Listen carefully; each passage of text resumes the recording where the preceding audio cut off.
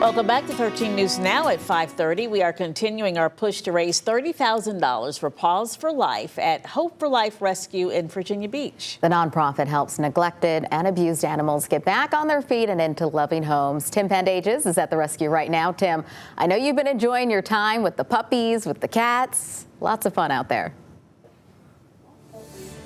Yeah, there's lots of fun and a lot of animals that have really good hearts, really good personalities, like being around people that were just in the wrong situation, the bad situations in most parts. And they've come into the rescue, a lot of them having big health issues, disabilities, being older in years. And a lot of folks, just kind of passed over them at other shelters. So Hope for Life Rescue went and saw the possibility with a lot of these animals and took them on in. And we're asking for your help today to kind of raise some extra funds to help them keep the doors open and care for more animals. Of course, a paramount thing here at the rescue is veterinary health. Dr. Keir joins us now. And doctor, they come in, a lot of these animals, with a lot of, issues, a lot of big issues, medical issues. So can you recall some of the worst cases that you've seen coming through these doors? Well, yes, there's a number of things that we have seen. Mammary cancer in older female dogs that haven't been spayed at a young age. That not spaying them predisposes them to that, and sometimes it's a lump and sometimes it's a more ulcerated condition that needs to be addressed fairly promptly. Dental disease is another thing that can often affect animals, and certainly ones that just don't have the general care. It's pretty likely they're not going to be having their teeth brushed every day. Mm-hmm. And we've gotten in on some really terrible cases where all the teeth needed to be removed and all. Other things that we see that are sometimes underneath it all would be causes for anemia. Sometimes it can be high parasite loads, fleas, intestinal parasites, and other times it can be from tick bites or maybe autoimmune or cancer driven.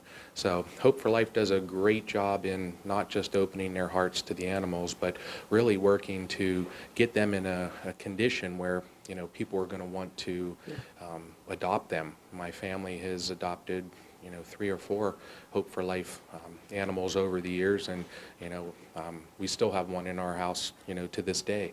And if it wasn't for the directors and all the countless people that help, these animals would not get a second lease on life.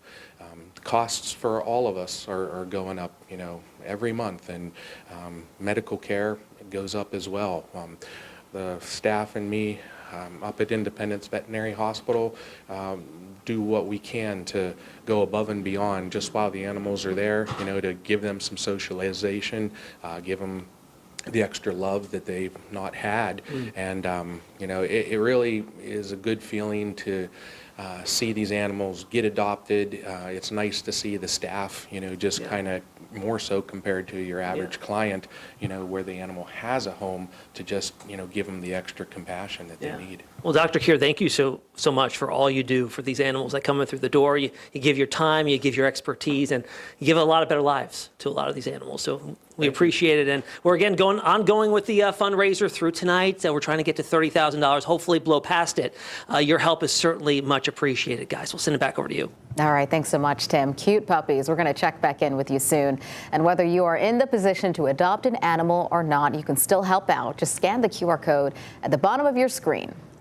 And that code will be there for the rest of the evening during 13 News Now newscasts. And if you want to see more from Hope for Life Rescue, just head to our streaming platform, 13 News Now Plus. You can watch replays of Tim's other interviews from today, or just watch the puppies play around or sleep. The app is free to download on your smart TV.